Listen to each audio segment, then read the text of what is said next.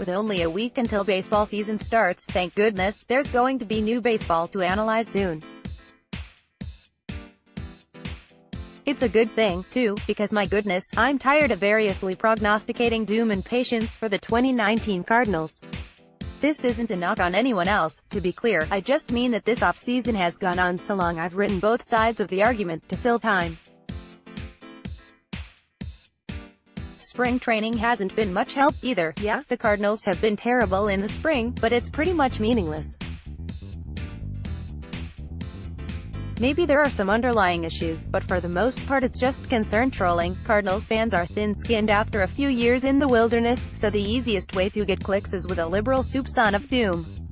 All that said, there's at least one thing that you can take a signal from in February and March reporting: new pitches.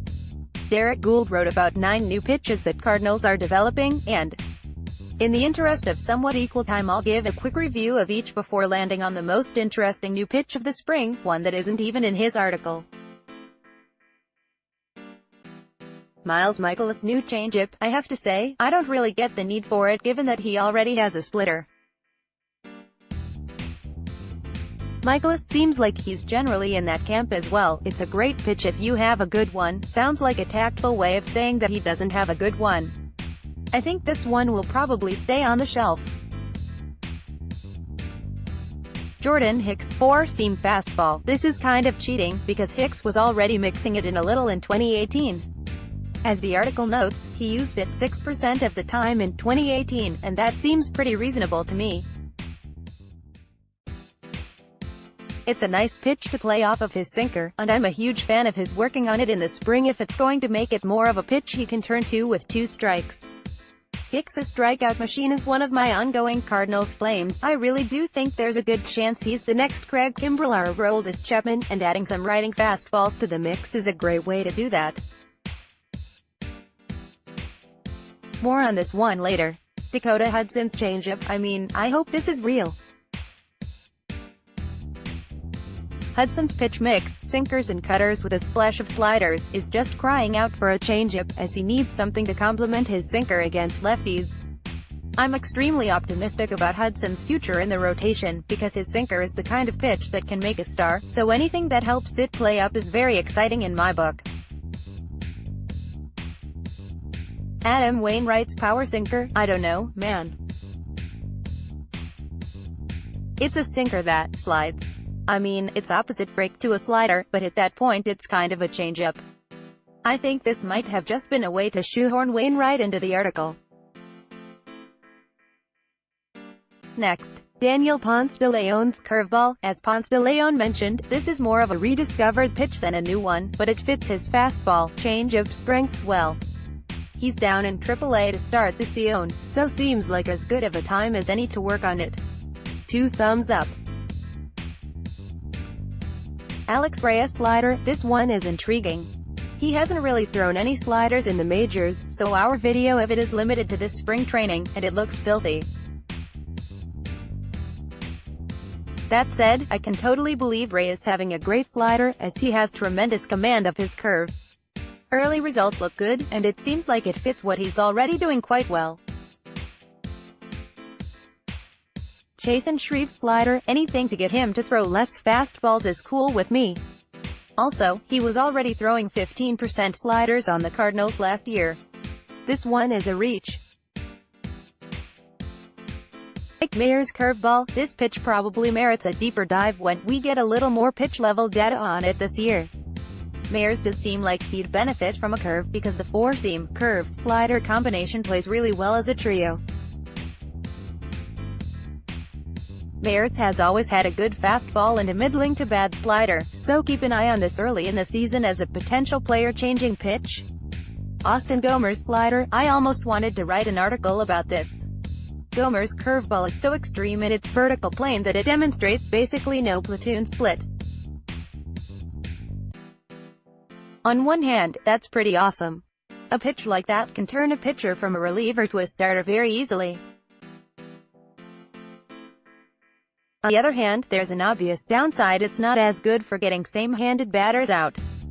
Gomer has always had basically no platoon split, even bordering on a reverse one, and in his case it's easy to see why.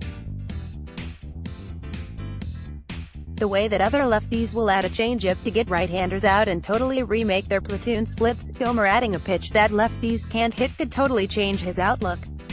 If his curveball is his second-best pitch against lefties, that's a real game-changer. Now, as far as I know, talking to Andrew Miller doesn't spontaneously make you throw a wipeout slider, but stranger things have happened. With Gould's entire article covered, we can now get to the pitch I actually want to talk about today. Jordan Hicks started throwing a changeup. The gifs are glorious. I'm just going to highlight one, because otherwise this article will devolve into me drooling, and no one wants that. Yeah, that'll do. The difference between the slider and the changeup is really something to behold. Here's the thing, though, I'm not convinced that this is a pitch worth adding. I'm willing to stipulate that if it works, it's going to be ridiculous. Jordan Hicks throwing two pitches was an effective and sometimes otherworldly pitcher in 2018. 4-pitch Hicks, he's adding a four-seamer, remember, just seems gratuitous. To figure out if that makes sense, I took a look at successful hard throwers in baseball last year. I looked for pitchers who averaged 97.5 miles per hour or higher on their fastball, were effective, and weren't Jordan Hicks. No sense comparing a guy to himself. The list of pitchers who fit these two bills is gratifyingly good. In velocity order, we've got Aroldis Chapman, Felipe Vasquez, Sir Anthony Dominguez, Blake Trinan, Dellin Betances, Edwin Diaz, Jose Alvarado, Ken Giles, debatable, to be fair, and Craig Kimbrell. That's a metric ton of great pitchers, and with the possible exceptions of Giles and Dominguez, they'd be excellent outcomes for Hicks's career. So, who among them is throwing multiple secondary pitches? Vasquez's, he actually features a changeup, a slider, and a curve, though his two breaking balls aren't great and he's truly more of a fastball, changeup guy. Jose Alvarado throws a curve and a slider, with the curve more of a slurve than a true curveball. That's basically it. You could make an argument that Trinan might count, as he added a cutter this year, but that's pushing it, and that's more of a remix of his slider than anything else. For the most part, pitchers who have fastballs like Hicks don't need to throw multiple secondary pitches. Maybe that's true, you might say, but what's wrong with Hicks adding a new pitch? More pitches can't be bad, right? Well, if this was Miles Mikolas screwing around with a changeup in the spring, I'd say sure. Mikolas is pretty much a finished product. You're going to get pinpoint control and a sweet mustache, and you're going to like it. Hicks is still 22 years old, and he's thrown less than 80 innings in the majors.